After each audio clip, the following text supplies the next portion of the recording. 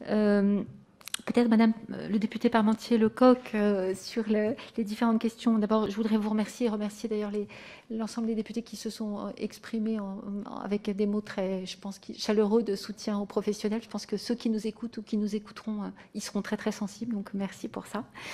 Alors, entrave à la parole, je pense que Nicolas Mérigot a dit assez précisément le système de recueil des alertes qui est en place. J'ajouterais, et ça fait aussi écho à votre autre question sur le dialogue social, que nous avons à cœur de permettre d'avoir un dialogue social sain au plus près en fait de chacun des établissements. Donc dans l'accord qui vaut pour Corian en France, c'est un représentant ou deux représentants de proximité dans chacun des sites.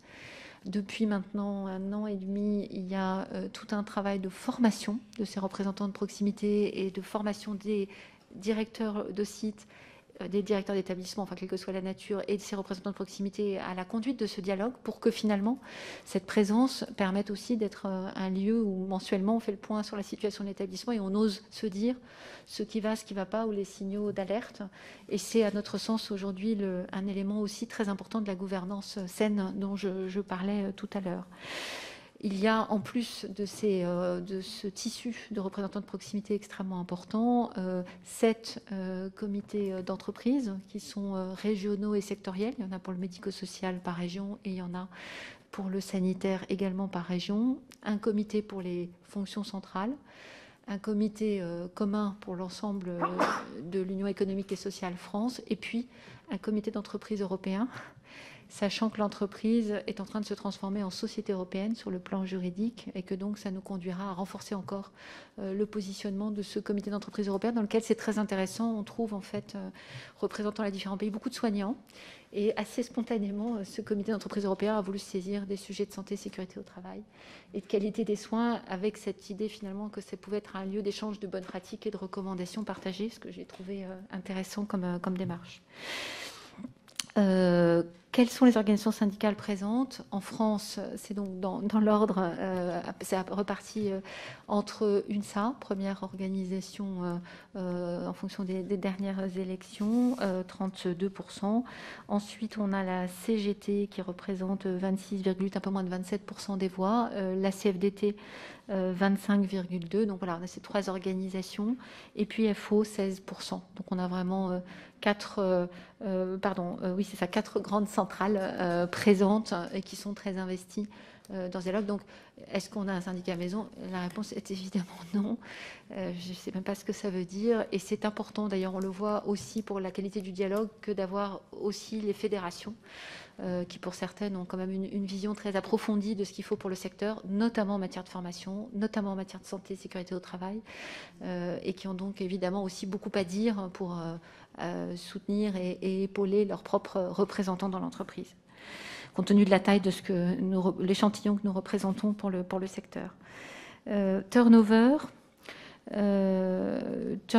il est un peu inférieur à 20%. On est revenu à 18%. Ça reste beaucoup. C'est aussi pour ça qu'on mesure cette ancienneté moyenne, parce qu'en fait, on constate que dans un établissement, dans une structure donnée, il y a un certain nombre de postes qui sont très fidèles, et c'est important, c'est l'ossature. Et puis, il y a des entrants et des sortants, ça correspond aussi à la démographie, ça correspond aussi un peu au mode de vie et d'aspiration des jeunes soignants avant qu'ils ne se stabilisent. Et donc, c'est pour ça que mesurer le turnover seul ne reflète pas en fait la stabilité et la solidité d'une équipe.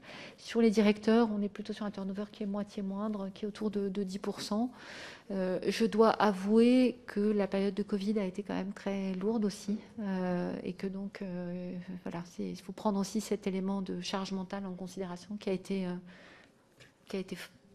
lourd, en tout cas pour le secteur de la santé. Peut-être revenir... Oui, pardon, je t'en prie, excuse-moi. Peut-être juste ajouter, concernant le dialogue social, que ce choix donc d'aller vers une représentation importante avec différents niveaux nous permet aussi d'avoir une gestion de la politique RH sur une base d'accords. Nous avons conclu en fait 6 accords en 2020 et on en a conclu 4 en 2021. Je vous les cite parce que c'est quand même important. On a eu l'accord sur l'intéressement et notamment c'est intéressant parce que cet intéressement il est en partie fondé sur la baisse de l'absentéisme, c'est-à-dire sur la solidarité des équipes à l'intérieur pour que l'absentéisme baisse. On a eu également un accord sur le travail, sur les travailleurs handicapés, et il a été signé à l'unanimité. Nous avons, c'est le troisième, oui, parce que c'était un renouvellement, mais c'est important de dire que c'est un renouvellement, c'est-à-dire que c'est un sujet dont on s'est emparé il y a longtemps. Et puis également un accord qui est très important.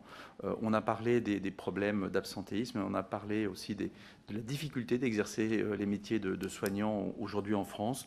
Et donc on a signé un accord sur la santé et la sécurité au travail, qui lui aussi a été signé à l'unanimité en mai 2021 et qui est en cours de déploiement avec toutes les mesures qu'on a décidées avec les partenaires sociaux pour améliorer et prévenir les risques de santé au travail, avec notamment un travail très fort autour des préventeurs. On a des préventeurs à la direction de Nadège, on a 8 préventeurs qui vont analyser les risques et contribuer à baisser ces facteurs de risque, et qui travaillent notamment avec les directions des achats pour aussi acheter les meilleurs matériels pour prévenir, puisqu'on a beaucoup de problèmes qui sont liés au transfert et à la manipulation des résidents. Et en 2022, nous allons engager des négociations collectives autour de l'organisation du travail. Donc un vaste accord là aussi que je souhaite très, très prometteur, parce que là encore, l'organisation du travail, il faut la gérer, c'est un élément clé pour retenir les personnes dans ce métier.